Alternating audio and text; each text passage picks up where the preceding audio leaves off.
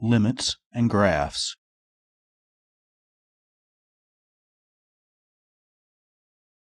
Suppose that a function f has the graph shown on the right. Our goal is to describe the behavior of f in the vicinity of x equal to 1 in a concise manner. Let's first notice that the value f of 1 is equal to 1. Yet if x is close but not equal to 1, then f of x is close to 2. In fact, the closer x is to 1, the closer f of x is to 2. So the number 2 is crucial in describing the behavior of f near 1. The way that we describe this behavior is to say that 2 is the limit of f of x as x approaches 1. This is written compactly in the manner shown. To be a little more precise, the reason 2 is the limit as x approaches 1 is that for any interval centered at 2 on the y-axis, no matter how small, the number f of x will be in that interval for all x other than 1 in some sufficiently small interval centered at 1 on the x-axis. Also, we point out that the limit as x approaches 1 has nothing to do with the value of f at 1. We could change f of 1 to any number we like, or even leave it undefined, and the limit remains 2. Note that if the limit as x approaches 1 is different from f of 1, there's a hole in the graph at the point 1, 2. If f of 1 were equal to the limit, the hole would be filled. In fact, at any point where the graph of f is continuous, the y-coordinate, that is, the value of f, will equal the limit of f as x approaches the x-coordinate of that point. So value and limit coincide wherever the graph of f is continuous. This idea is the basis of the mathematical definition of continuity that you will see later. Let's look at another example. Again, suppose that f is the function whose graph is shown on the right. Here the interesting behavior of the function is in the vicinity of x equals 0. Let's first notice that the value f of 0 is equal to 2. If x is close to and less than 0, then f of x is close to 2. In fact, the closer x is to 0, while x is less than 0, the closer f of x is to 2. But if x is close to and greater than 0, then f of x is close to 1. In fact, the closer x is to 0, while being greater than 0, the closer f of x is to 1. Therefore, there is no number that can serve as the limit of f of x as x approaches 0. That is, the limit does not exist.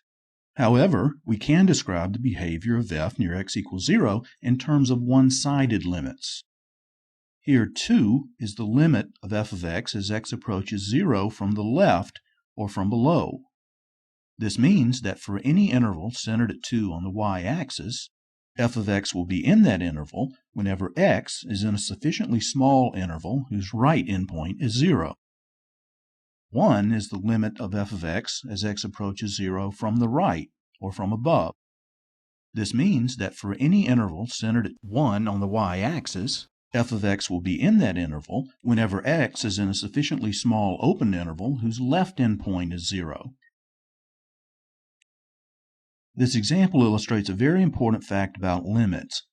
The limit of f of x as x approaches some number a exists if and only if both of the one-sided limits as x approaches a exist and coincide. That is, if and only if f of x approaches the same number as x approaches a from both the left and the right. When this happens, the limit equals the common value of the one-sided limits. Another example. Again, suppose that f is the function whose graph is shown on the right. Here the interesting behavior of f is in the vicinity of x equal to 2. Notice that f of 2 is undefined, and the line x equals 2 is a vertical asymptote. If x is close to 2 while less than 2, then f of x is large and positive. In fact, the closer x is to 2 while less than 2, the larger f of x is. If x is close to 2 while greater than 2, then f of x is large and negative. Therefore, there is no number that can serve as the limit of f of x as x approaches 2.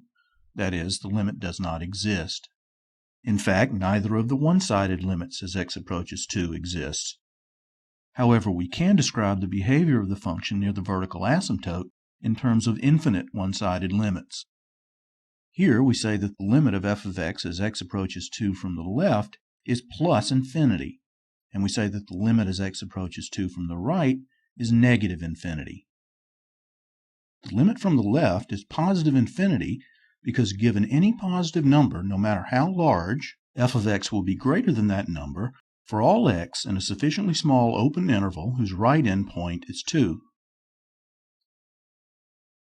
The limit from the right is negative infinity because given any negative number, no matter how large, f of x will be less than that number for all x in a sufficiently small open interval whose left endpoint is 2.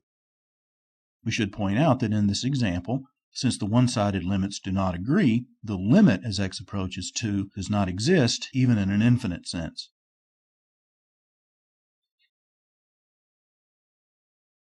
Now let's look at a few example exercises. This is the first one. Given the function graphed here, we want to determine a, the value f of 1, b, the limit of f of x as x approaches 1 from the left, c, the limit of f of x as x approaches 1 from the right, and d, the two-sided limit of f of x as x approaches 1.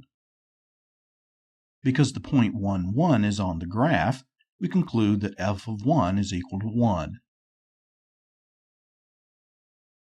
As x approaches 2 from the left, the corresponding y-coordinates, or function values, are approaching 2, so the left-sided limit is 2. As x approaches 1 from the right, the corresponding function values are approaching 0, so the right-sided limit as x approaches 1 equals 0. Now, since the two one-sided limits do not agree, the limit as x approaches 1 of f of x does not exist.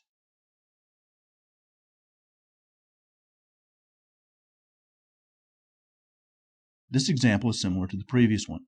Given the function graphed here, we'd like to determine a, the value of the function at 2, b, the limit as x approaches 2 from the left, c, the limit as x approaches 2 from the right, and d, the limit as x approaches 2. F of 2 is equal to 0 because the point 2, 0 is on the graph. As x approaches 2 from the left, the corresponding y-coordinates, or function values, are approaching 0, so the limit as x approaches 2 from the left equals 0. As x approaches 2 from the right, function values are negative and getting larger and larger, so the limit as x approaches 2 from the right is negative infinity. Now, because the two one-sided limits do not agree, or simply because the right-sided limit does not exist, the limit as x approaches 2 of f of x does not exist.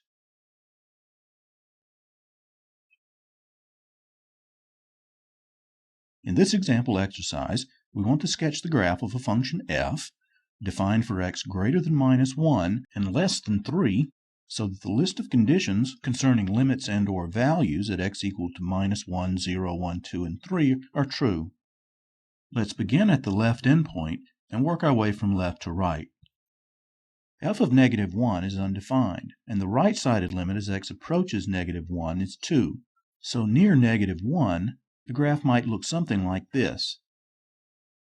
Since f of 0 is 1, we'll plot the point 0, 1, and since the limit as x approaches 0 is 0, the graph might look something like this between -1 and 0. Next, we plot a point at 1, 0, and we note that the infinite left-sided limit at 1 means that the line x equals 1 is a vertical asymptote. Since f of x approaches positive infinity as x approaches 1 from the left, and again using the fact that the limit at 0 is 0, we conclude that the graph might look something like this between 0 and 1. Next, let's use the fact that the limit as x approaches 1 from the right is 1 to continue the graph past 1. The value at 2 and the left-sided limit as x approaches 2 are both 2, and so we plot the point 2, 2, and then sketch the graph for x between 1 and 2, something like this. Now, since the right-sided limit as x approaches 2 is 0, we continue the graph past 2 like this. And finally, we finish the graph making use of the fact that the limit as x approaches 3 from the left is equal to 1. There are many other ways that this graph might have been drawn. Other possibilities need only show the correct values and limiting behavior at x equals -1, 0, 1, 2, and 3. In particular, this is another possibility where the graph wiggles around a bit more between those values of x.